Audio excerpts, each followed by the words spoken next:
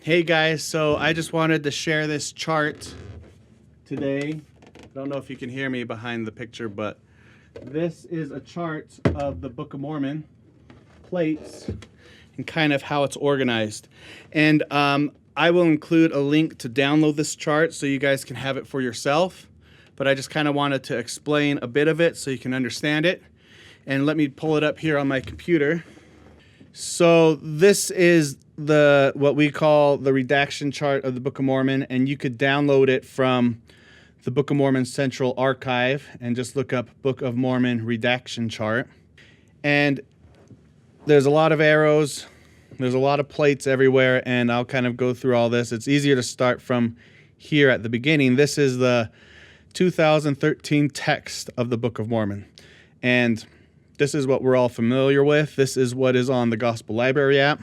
And actually, this is what the church has given Book of Mormon Central a license to publish. So if you go to the Apple Store and download Scripture Plus, that's our app.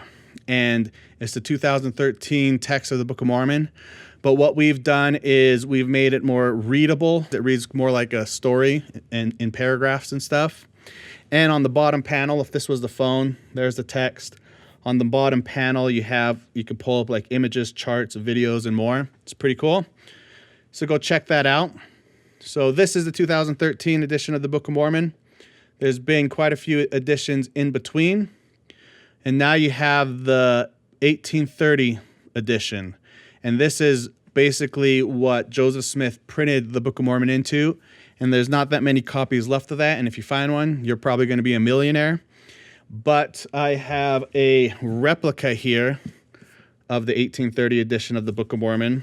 It was brown, leather bound. It was designed after Bibles of that day. If you open it up, you'll see that there's no verses. Even the chapters are kind of different than what we have today. What I think is pretty neat is some people make fun of how much the Book of Mormon says, and it came to pass, and now behold, and stuff. I think Mark Twain even made fun of that. But if you read through this, you'll see that those themes, and it came to pass, and now behold, are ways that they use to signify to the reader that they're beginning a new paragraph or a new line of thought. So that's pretty neat. Now here we have the printer's manuscript and the original manuscript. So Joseph Smith received the plates, and he dictated the translation to his scribes, mostly Oliver Cowdery, and they put it in the original manuscript. And I think only 20 to 30% of that is available right now that we've discovered.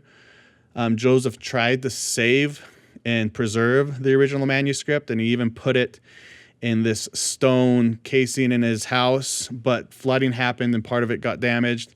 And also the people who were in the house gave away some of the manuscripts, so who knows if some of that will turn up later on down the road. But luckily, Joseph Smith had Oliver Cowdery copy the original manuscript into the printer's manuscript.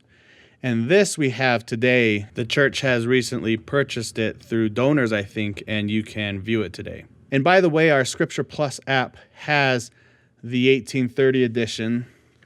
And let me check. I think it might have. So here's the app.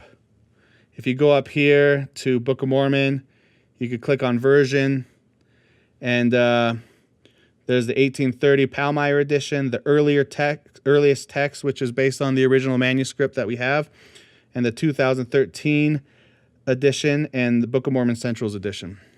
So here's the original manuscript, and a lot of you know the story of how 116 pages of that original manuscript was lost, and we don't know where it is today. And if you come here to the plates, this top portion represents the 116 pages that were lost. Now, don't take this too literally, like the proportions are exactly the same proportions that were on the plates. This is just to kind of give you a visual idea of how things were organized. Here are the plates of Mormon that Joseph Smith translated. And then here's the sealed portion, which it was not translated. And these plates were given back to the angel Moroni. And someday we'll supposedly get them back, and we'll know what's in the sealed portion. Now, a lot of ancient documents in the past actually had sealed portions, and it was a kind of a common practice. And what was in those sealed portions were copies of the original. So the sealed portion, this is just my opinion, could be a copy of the Bible, the Book of Mormon, any scriptures that we've had in the past, just preserved, more accurate for us to understand and read. And so who knows, we might get that later, and we might get a clear view of God's dealings with his people throughout history.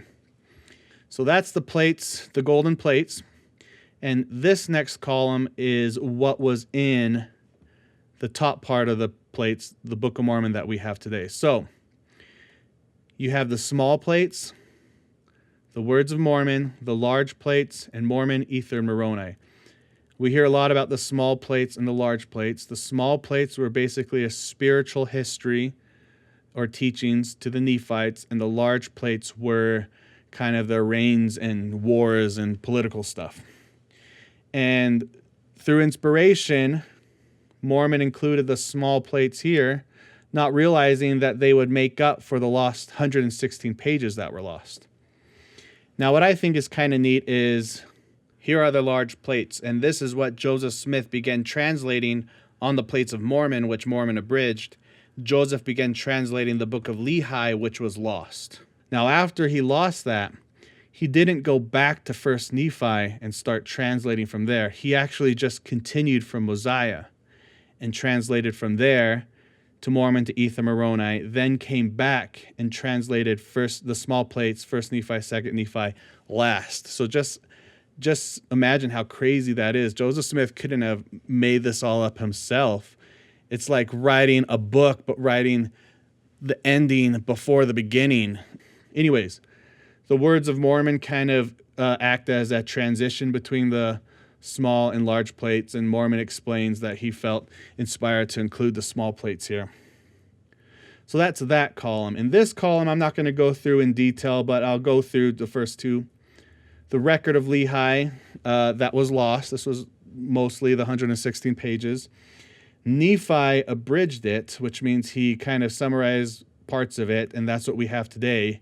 This full record was included in the large plates, which that translated portion was lost. And then we have the plates of brass, which were quoted and referred to throughout the small plates and the large plates. This is the plates that Nephi was sent back to grab from Laban in Jerusalem. They brought it back, and then they read them, and they found out it had a lot of the words of the prophets. And so you find quotes from Isaiah in the Book of Mormon. They originally came from the brass plates. So anyways, I just wanted to share this chart. I think it's pretty cool. You could download it for free and do whatever you want with it. I'll include a link for that. And thanks for listening. Thanks. Bye.